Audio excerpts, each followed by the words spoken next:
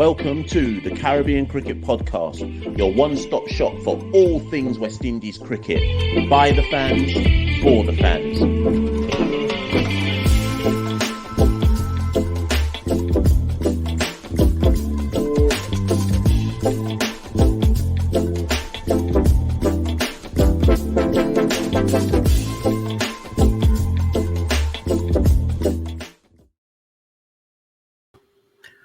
Bangladesh win the second ODI by 9 wickets. West Indies bowled out for a 108 inside 35 overs. Ladies and gents, welcome to a new show. Hashtag Caribbean cuss-out. Go suck your mother. Me ready for one hour no ramp with me and see me now. Flush on the face, pussy. Bigga, go suck your mama. Go suck your mama. Gun them big in your mama. I don't know how that's going to go down, but that's the new intro for this new show, people. Gun them big in your mama. Welcome to Hashtag Caribbean Cuss Out. Boy, where do we start with that game today? Well, you know what? This new show, for those of you who are fans of like ESPN Cricket Info, those of you who are fans of the Cricketer, you'll know that they have their post-show hashtag things. So ESPN have hashtag polite inquiries. The Cricketer have hashtag Arts George. Caribbean Cricket Podcast, we're introducing hashtag Caribbean Cuss Out.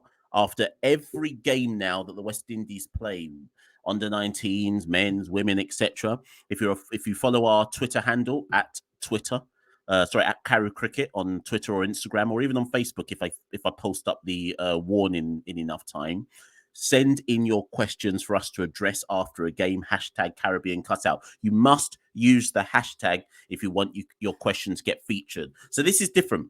This show's different simply because it's not me who's going to be just ranting off my dome and talking about the key talking points. It's going to be the questions that you send in and that we'll respond to. So nothing more complex than that. It's really that simple. Let's see how this goes. I'm watching the timer. This shouldn't go any longer than 15 minutes. And let me know in the comments below if you like this show and if that intro offended you. But that's the new intro for the hashtag Caribbean Cuss Out. Get used to it because it is a cuss out. Anyways, over to the first question that was sent in. Let's bring it up on the screen. Hashtag Caribbean Cuss Out. If West Indies are weak against spin, why would they schedule the games in a place that's spin friendly? And that is from @CricketSimp. People, by the way, anyone who sends these questions in, if you want to go follow these people on Twitter and or Instagram, by all means do so, because at the end of the day, like I say, this is your show. This is just me responding to your questions. Listen, go study West Indian cricket history. Whenever not all the time, but I'd be keen to get the official stats or statistics to support this argument. But for example, not for example, actually I won't use that. But whenever, or sorry, I keep saying whenever, the majority of time that Indian subcontinent sides or Asian subcontinent sides tour the West Indies, the likelihood is that they're going to head to Guyana and they're going to head to Trinidad. Why? I mean, this is my opinion, and some of you will agree with it, some of you will disagree with it. Obviously, there's a huge Indo-Caribbean community in both of those countries, and there are some obviously in other parts of the Caribbean, but we know that Guyana and Trinidad have a huge Indo-Caribbean community, and we assume, I assume that is why when India tour, and in this case Bangladesh have toured, there is a desire to put those games within Guyana or within Trinidad. Obviously, India are on their way after Bangladesh, and they will be heading to Trinidad. Should it be that way? No, actually, no, it shouldn't. I get it. I get why it still continues like that, but it shouldn't be that way. If I was a Bangladesh touring side and I could pick where to play games, of course you'd pick Guyana. And that's not that's nothing to do with Indo-Caribbean community. That's to do with the fact that the conditions traditionally at Providence in particular would favor, would be most similar to what Bangladesh players would expect in home conditions. Does that excuse the West Indies? No. Is it factual to say that in these two ODIs thus far, conditions have been very similar to what Bangladesh would expect back home? Yes. Low, slow, sticky tracks ain't helping anybody. And yes, I've heard some people say that's the effect of the rain and extended covers on the ground and so on and so forth. But if you are a home side in world cricket, shouldn't you utilize whatever your home advantage is? So in our case versus Bangladesh, it's supposed to be utilizing fast and bouncy tracks. It's a stereotype. That's what you're supposed to do. We don't, because we tend to, like I say, when subcontinent sides tour, head to Guyana and Trinidad. And if anybody thinks I'm making this up, for example, the last time India toured for an ODI series, which was in 2019, just in case anyone thinks, oh, Mash, you don't know what you're talking about. The last time they toured, sorry, people, I want to make sure I've got this clear. Bear with me, because I did have this up earlier, but I believe in 2019 when, sorry, let me find it. I've lost it. Here we go. I believe in 2019 when the Indians visited us, the 3 games, they won 2-0 in a 3-match series. The 3 games: first game, Providence; second game, Port of Spain; third game, Port of Spain. So that's what I'm talking about. This is what happens a lot of the time when certain teams come to the Caribbean. I don't agree with it, but it also is what it is. Thank you for Cricket Sim for that. TRF Guy 246 says, do we use the 50-over championship to cover the gap in one-day cricket from now on, even if it clashes with international or IPL seasons? I'm going to give you a lot of stat which you may not know. Between 2014, so in 2014, this was when Dwayne Bravo was captain of the West Indies ODI side. Let me give the precise stat again. In 2014, Bangladesh came to the Caribbean for a 3-match ODI series. We beat them 3-0. That was in 2014, the summer of 2014. Between the summer of 2014 and November 2019, West Indies defeated nobody in ODI series. Let me say that again.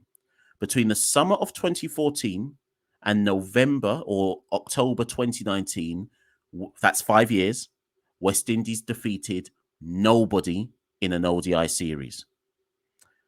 Since 2019, since November 2019, Pollard took over and we went to Afghanistan. Between November 2019 and today, West Indies have won 4 ODI series: 1 versus Afghanistan, 1 versus Ireland, 1 versus Sri Lanka, and 1 versus the Netherlands.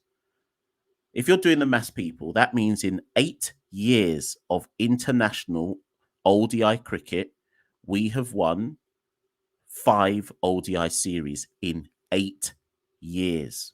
People, stop looking for simplistic answers. And TRF Guy 246, I'm not saying that's what you're doing, but I think people in general look for simplistic answers to this problem. This problem has been going on much, much longer than people realize, this problem in ODI cricket. Go and study your stats and your facts, people. And yes, going to TRF Guy 246's question, should we schedule 50-over championship when IPL and things like that going on? Yeah, I would be fine with that.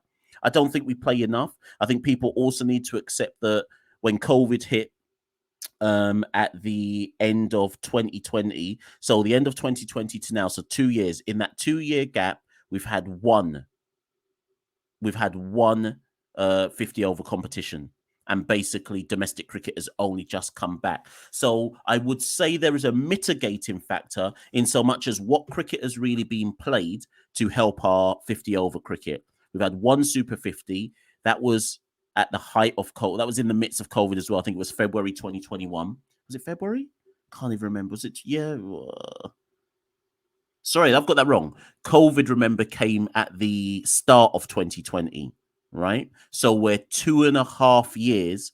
In 2.5 years, we've had 1 Super 50 tournament. That's all we've been able to schedule. So you could argue that some of our floundering with the bat in particular in ODI cricket is because, well, what cricket are they playing? Yes, 2020 franchise competitions. Yes, some test cricket. But at the end of the day, we seem to have a very significant issue with being able to bat 300 balls, being able to just forget everything else. Just being able to bat out 50 overs is enough of a problem for this West Indies ODI side, and that's not helped by a lack of domestic cricket. So TRF Guy 246 has a point that we possibly need to just play some more 50-over cricket because we're caught between a rock and a hard place between Test and T20 cricket. Is the mindset there? aside from Shea Hope, is the mindset there for 50 over cricket. At Fireball Trinity says, do you think Pooran should be dropped from ODIs altogether? Pooran's my boy, but an average of 12 in the last 13 ODIs is not good enough. Hurts me to say it. Hashtag Caribbean cuss-out. And you know what I've got right. So Pooran's last 10. So I know you gave me the 12 in the last 13 ODIs, Fireball.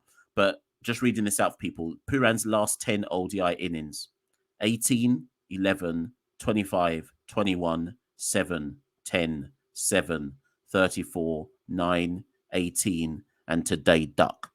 So that's actually his last 11. No, it's not good enough. Pooran's average a couple of years ago was 48 in ODI cricket. I think it's now down to 34. That tells you about the slump he's been having in 2022. But here's what I'm saying.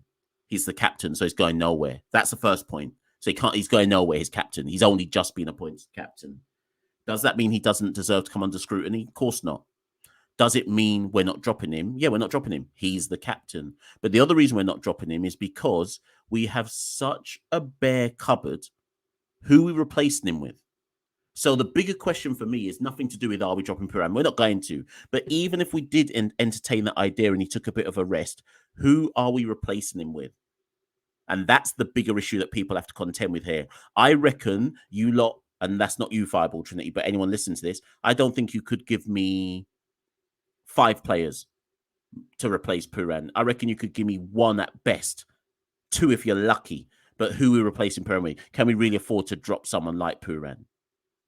So it kind of is what it is. But if he wasn't captain and he was just an ordinary player, yeah, there might be an argument to say, you know what, hold a little bit of a rest / drop. But the reality of our batting cupboard is dry, it's empty. So what are we going to do? The well has run dry. Thank you for that, Fireball Trinity. Next question. Neek Sports at Neek Sports says, we can't play ODI cricket at the best of times, but it's even harder when we produce pitches that favour the opposition and is directly our kryptonite. Yeah, kind of similar to what I said about Cricket Simps question. People will say, but when Bangladesh batted on the wicket, they didn't struggle with it. I mean, today's match, they won by 9 wickets.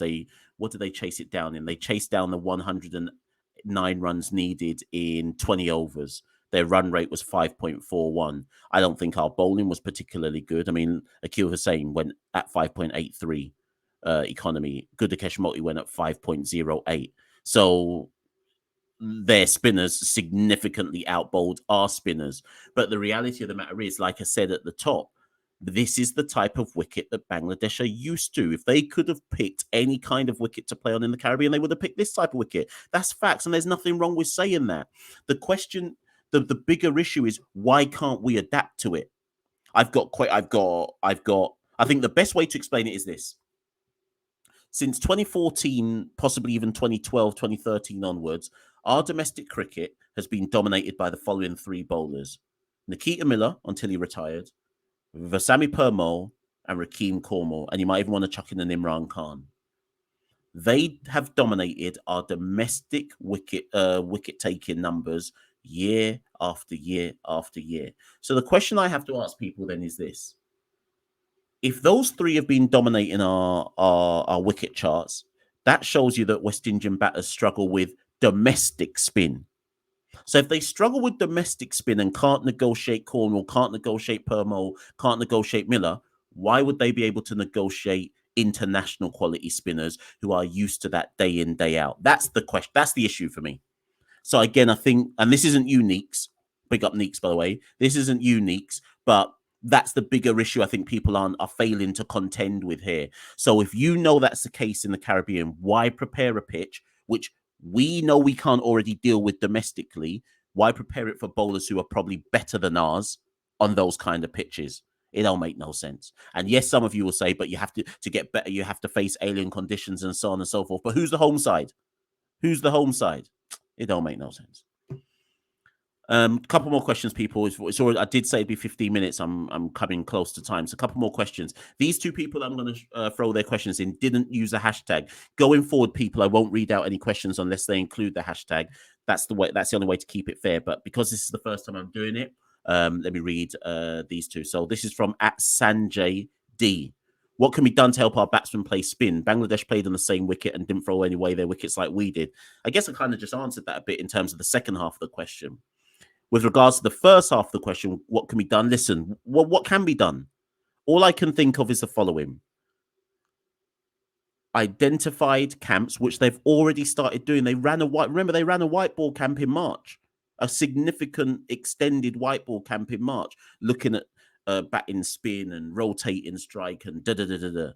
Apart from running camps, apart from getting qualified spin technicians to come and work with our batters, apart from sending 18 tours out to the subcontinent to play more cricket, what can they do?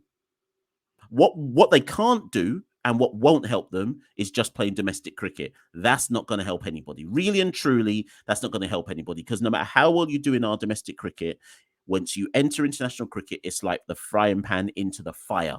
No matter, so it don't really matter to me how much domestic cricket is played, because the jump is so huge that it's sink or swim time. Like, we don't know what's going to happen once you reach the international level. So when you're saying what can be done to help them beyond the three examples I've given, I don't know. But what I do know is there's no quick fix. So get used to seeing more batting performances like this when we come across alien conditions versus high quality bowlers. And yeah, we won't be able to cope. I think I tweeted earlier on and a couple of people got offended. In ODI cricket, we are an associate side. And the quicker people get this into their heads and understand where we have to come from to get better, the easier it is to deal with performances like this. And don't get vexed at me saying that. It's facts. In 8 years, listen to what I said at the top. In 8 years of ODI cricket, we have won 5 series. Bangladesh, 2 versus Ireland, 1 versus Afghanistan. Is it 5? Sorry. Not 2 versus Ireland. Bangladesh, Ireland, Afghanistan, Sri Lanka, Netherlands. 5 series in 8 years. There's no quick fix for this. There is none. None. Last question goes to the Boogeyman GB. The Boogeyman GB says, what changes could we expect in the one-day team, considering the fact that we play India next week? Listen, India are going to pop us. They're going to pop us. I can't even remember how many games we're playing against India in the ODIs, but we're going to get moved to. If we can win one Dega game versus India, I'll be happy. If we can. But we're going to get moved to. In terms of changes we can make, there's 3 immediate changes that should happen, but won't happen. Evan Lewis needs to come back in. Shimron Hetmeyer needs to make himself available. And Jason Holder needs to come off his rest. We're weak enough as it is. We can't afford to play without those 3 players. And I'm not saying they're world beaters, but I am saying that those 3 players make us significantly better than we are.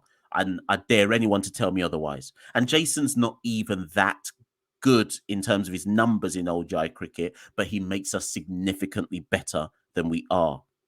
I dare anyone to come into the comments and tell me otherwise. So if we're going to make changes, they're the first 3 names you have to call. Beyond that, really and truly, what are we going to do? It's not like we've got any ODI cricket to go off. List day cricket to go off and say, this man's doing well. Anyone we call would have to go off some T20 numbers, or you're picking from the first class season. And is that really ideal? This is what we've got, people. There's not a whole lot of changes we can make. What I would say is, going into the third ODI, you might as well give Casey Carty a game. You're going to have to blood Casey Carty and drop out a batter, because people like Carty can't get better without exposure. We saw that he played well in the Netherlands with the 2 games actually that he got. He played well in Pakistan with the 1 game that he got. So give Casey Carty a game, because again, like I say, the jump from domestic to international is so huge, it's sink or swim. So as much as I'm saying there's really no one we can call, we've seen that Carty has shown he's got a bit about him. Give him more opportunities. But beyond that, boy, I ain't got no names for you. Until we play our Super 50 again, hopefully sometime near the end of this year, I can't call any names for you. Because for me, really and truly, there's no one to call. Ladies and gents, that's been the first show in the new new series, the hashtag Caribbean Cuss-Out series. Like I say, after every game, we'll try and do this. We'll send the questions out to you lot. If you're not following us on Twitter, hurry up and go follow us on Twitter, because that's generally where we'll get the questions from. But I'll try to incorporate the Instagram crowd and the Twitter crowd if I can do it. Let me know in the comments below if you like that show. Let me know if this is something you want to see more going forward. And I started the show like this, so I'm going to end the show with it and then our usual out. Ladies and gents, that's been hashtag Caribbean Cricket Cuss-Out. I suck your mama. I'm ready for run down your blood clot and gunshot you in this. And that me I tell you, you pussy. I'm ready. Thank you. And good night. We rule the cricket world. Now the rules seem coming. Welcome to the Caribbean Cricket Podcast, your one-stop shop for all things West Indies cricket. By the fans, for the fans.